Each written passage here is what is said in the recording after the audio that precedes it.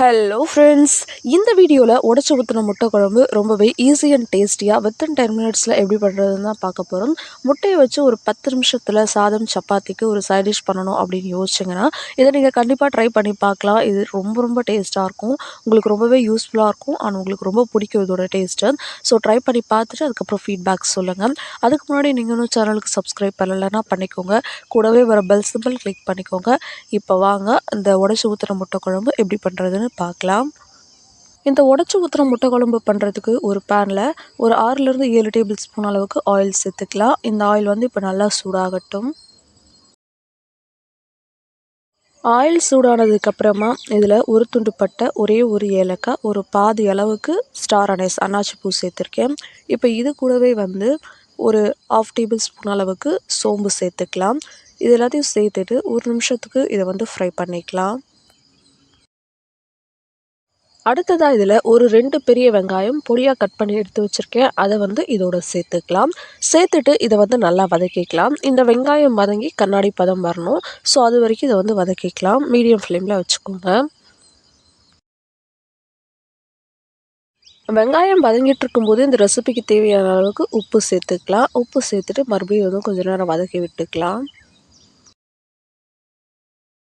வெங்காயம் வதங்கி வந்ததும் அடுத்ததாக இதில் 1 டேபிள் ஸ்பூன் அளவுக்கு இஞ்சி பூண்டு பேஸ்ட் சேர்த்துக்கலாம். சேர்த்துட்டு இது கூடவே ஒரு கொத்து கருவேப்பிலை சேர்த்துக்கலாம். இப்போது இதை வந்து ஒரு நிமிஷத்துக்கு நல்லா வதக்கி விட்டுக்கலாம். இந்த இஞ்சி பூண்டோட ஸ்மெல் போகிற வரைக்கும் இதை வந்து நல்லா வதக்கி விட்டுக்கலாம்.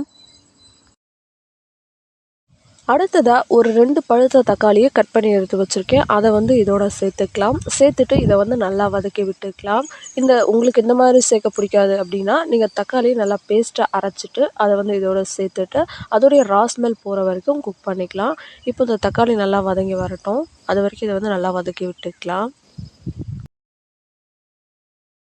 அடுத்ததாக இந்த ரெசிபிக்கு தேவையான அளவுக்கு மிளகாய் தூள் சேர்த்துக்கலாம். தனி மிளகாய் தூள் ஒரு 1/2 டேபிள் ஸ்பூன் அளவுக்கு சேர்த்துருக்கேன். இது கூடவே வந்து ஒரு 1/2 டேபிள் ஸ்பூன் அளவுக்கு குழம்பு மிளகாய் தூள் சேர்த்துக்கலாம். இந்த குழம்பு மிளகாய் தூள் வந்து எல்லா நான்வெஜ் ரெசிபிக்குமே யூஸ் பண்ணலாம். இது எப்படி பண்ணுறது நம்ம சேனல் ஆல்ரெடி இருக்குது, செக் பண்ணி பாருங்கள், யூஸ்ஃபுல்லாக இருக்கும். இது கூடவே கொஞ்சமாக வந்து மஞ்சள் தூள் ஆட் பண்ணிக்கலாம். இப்போ இந்த மசாலா சேர்த்ததுக்கப்புறமா இதை வந்து ஒரு நிமிஷத்துக்கு இதோட ஸ்மெல் போகிற வரைக்கும் இதை வந்து கலந்து கொடுத்துக்கலாம். அடுத்ததாக இதில் வந்து தண்ணி சேர்த்துக்கலாம். நான் வந்து கொஞ்சமாக தான் சேர்த்துருக்கேன், ஏன்னா இந்த உடச்சி ஊற்றுற முட்டை குழம்பு வந்து எனக்கு கொஞ்சம் தொக்கு மாதிரி இருந்தால் நல்லாயிருக்கும், ஏன்னா சாதத்தோடு சர்வ் பண்ண போகிறேன் அப்படின்றதுனால. ஸோ தண்ணி வந்து நான் கொஞ்சம் கம்மியாக சேர்த்துருக்கேன். உங்களுக்கு தாராளமாக தண்ணி சேர்க்குறதுனா சேர்த்துக்கோங்க. இப்போ இந்த தண்ணி சேர்த்துட்டு இதை வந்து ஒரு டைம் நல்லா கலந்து விட்டுக்கலாம். அடுத்ததாக இதை வந்து மூடி போட்டு அடுத்து ஒரு 4 to 5 மினிட்ஸ்க்கு இதை வந்து குக் பண்ணிக்கலாம். 5 மினிட்ஸ்க்கு அப்புறம் இதை ஓப்பன் பண்ணி பார்க்கலாம். பாருங்கள், இது நல்லா குக் ஆகியிருக்கு. அதோடைய ஸ்மெல்லாம் போயிட்டு அந்த ஆனியன், டொமேட்டோலாம் நல்லா குக் ஆகி வந்திருக்கு. இப்போ இதில் வந்து நம்ம முட்டையை உடச்சி ஊற்றிக்கலாம். நான் வந்து ஒரு 3 முட்டை எடுத்திருக்கேன், அதை வந்து இதில் நான் உடச்சி ஊற்றிக்க போகிறேன். நீங்கள் எவ்வளோ விருப்பப்படுறீங்களோ அவ்வளோ சேர்த்துக்கோங்க. அந்த முட்டை சேர்க்குறதுக்கு முன்னாடி இதில் உப்பு காரம் கரெக்டாக இருக்கா அப்படின்னு செக் பண்ணிக்கோங்க. கம்மியாக இருந்தது அப்படின்னா ஆட் பண்ணிக்கோங்க. ஆட் பண்ணிவிட்டு அதுக்கப்புறமா இதில் வந்து முட்டையை உடச்சி ஊற்றிக்கலாம். இப்போ நான் வந்து ஒரு 3 முட்டை தான் எடுத்திருந்தேன், அதை வந்து இதோட உடச்சி ஊற்றிக்கலாம். அடுத்ததாக இதை வந்து மூடிட்டு ஒரு மீடியம் ஃப்ளேமில் ஒரு 5 மினிட்ஸ் இதை வந்து குக் பண்ணிக்கலாம். அந்த முட்டை வந்து அப்படியே வெந்து வந்துடும். 5 மினிட்ஸ்க்கு அப்புறம் இதை வந்து இப்போ ஓப்பன் பண்ணி பார்க்கலாம். பாருங்கள், நம்ம சேர்த்துருந்த முட்டை வந்து ஒரு பக்கம் நல்லா வெந்து வந்திருக்கு. இப்போ இதை வந்து நம்ம இன்னொரு பக்கம் திருப்பி போட்டுக்கலாம். திருப்பி போடுறப்போ கொஞ்சம் உடையிற மாதிரி தான் இருக்கும், பட் அது அப்படி தான் வரும். ஆனால் கடைசியாக நம்ம சாப்பிட்றப்போ நல்லாயிருக்கும். ஸோ கொஞ்சம் கேர்ஃபுல்லாக வந்து திருப்பி விட்டுக்கலாம். இதை இன்னொரு பக்கம் திருப்பி விட்டுட்டு இப்போ இதை வந்து ஒரு 2 to 3 மினிட்ஸ்க்கு அப்படியே வந்து நம்ம குக் பண்ணிக்கலாம். இன்னொரு பக்கம் லைட்டாக வேகாமல் இருந்த எக்கும் வந்து சூப்பராக குக் ஆகிடும். இந்த மாதிரி குக் பண்ணுறப்போ முட்டை வந்து வெந்திருக்குமா அப்படின்னு யோசிக்காதீங்க, கண்டிப்பாக ப்ராப்பராக குக் ஆகியிருக்கும். இதில் டேஸ்ட்டில் எந்த விதமான குறையுமே இருக்காது. வித்தின் 10 மினிட்ஸில் முட்டையை வச்சு சாதம் சப்பாத்தி ரெண்டுத்துக்கும் ரெசிபி ட்ரை பண்ணணும் அப்படின்னு நினச்சிங்கன்னா இதை வந்து நீங்கள் கண்டிப்பாக ட்ரை பண்ணி பாருங்கள். கடைசியாக இதில் வந்து நான் பெப்பர் ஆட் பண்ணிக்கிறேன்.